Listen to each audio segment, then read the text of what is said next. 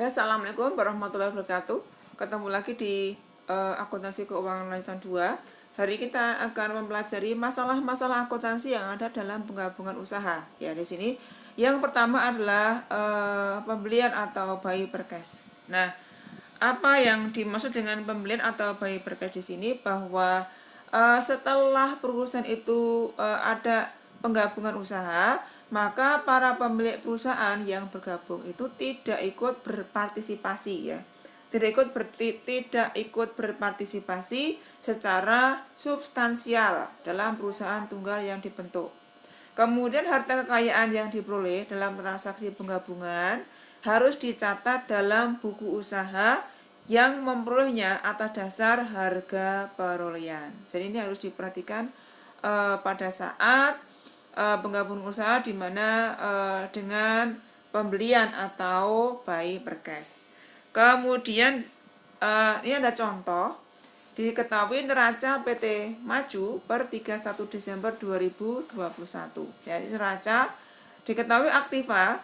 Ini ada nilai buku, kemudian ada nilai wajar ya.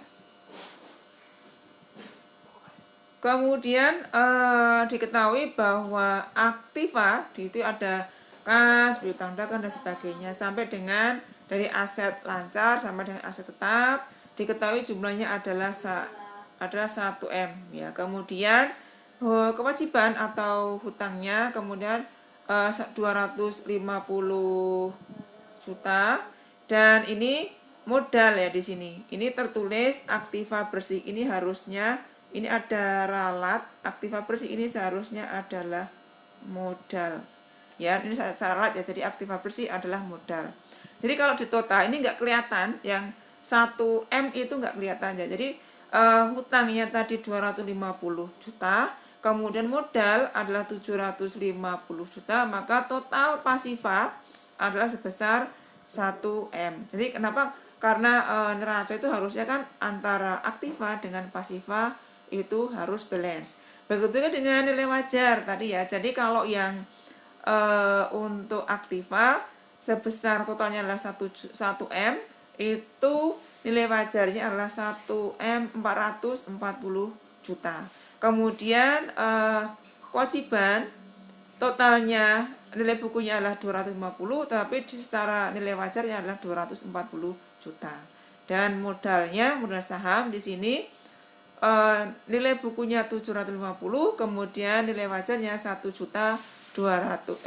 miliar 200 juta. Jadi kalau di total antara total aktiva dengan total ini kan kalau di total ini sama ya.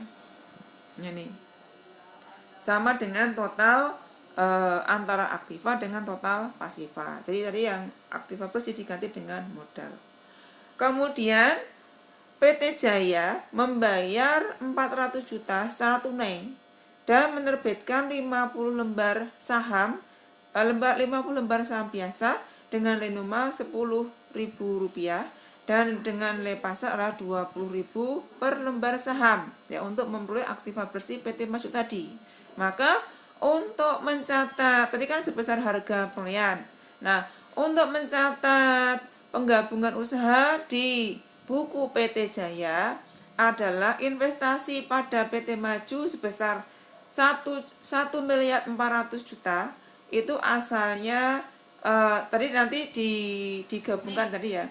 Kemudian karena tadi kan kasnya kan mengeluarkan sebesar 400 juta. Kita lihat, tadi kan 400 juta.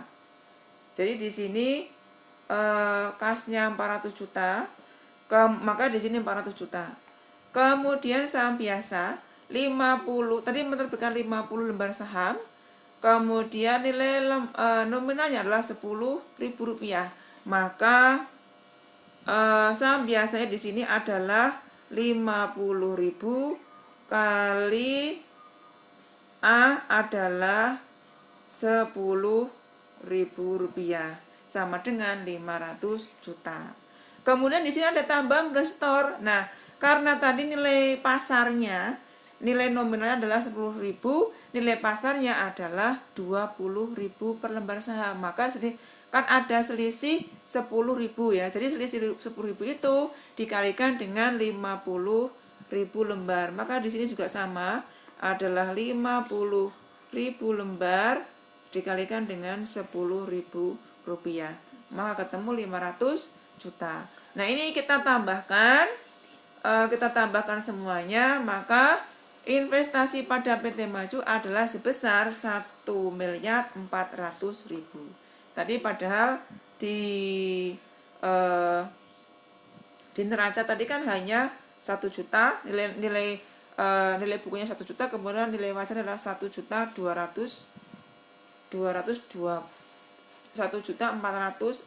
ya. Kemudian nanti berbeda. Kemudian kita nanti ada selisih ya. Ada selisih antara tadi kan pada saat PT Jaya membayar 400 juta dan menerbitkan 50.000 lembar saham, maka di investasi pada PT Maju adalah sebesar 1.400.000 juta. Maka terdapat goodwill sebesar 200 juta. Nah, goodwill ini sebesar 200 juta. Ini selisih antara nilai wajar aktiva dengan nilai perolehan ya, nilai perolehan. Tadi selisih antara 1.400.000 dengan 1.200.000 juta. Jadi selisihnya adalah 200 juta. Nah, yang 200 juta ini namanya goodwill ya, jadi namanya goodwill. Nah, goodwill itu biasanya goodwill ya 200 juta, dan karena goodwill itu adalah termasuk aset, walaupun aset yang tidak berwujud, maka harus didepresiasi. Nah, istilahnya harus istilah penyusutan untuk aktiva yang tidak berwujud itu namanya adalah amortisasi. Ya, di sini amortisasi. Nah, mengenai amortisasi goodwill, karena nanti akan kita pelajari pada pertemuan berikutnya ya. Jadi goodwill itu harus diamortisasi selama umur goodwill itu. Jadi biasanya diamortisasi selama 20 tahun. Tapi nanti tergantung dari perusahaan mau diamortisasi berapa. Jadi biasanya perusahaan itu pada saat akan memutuskan diamortisasi berapa tahun, dia pasti sudah mempertimbangkan secara matang kira-kira akan diamortisasi berapa tahun. Gitu, itu mengenai amortisasi goodwill yang nanti akan kita pelajari pada pertemuan berikutnya. Demikian penjelasan saya mengenai pembelian atau buy per cash ya. Semoga bermanfaat. Assalamualaikum warahmatullahi wabarakatuh.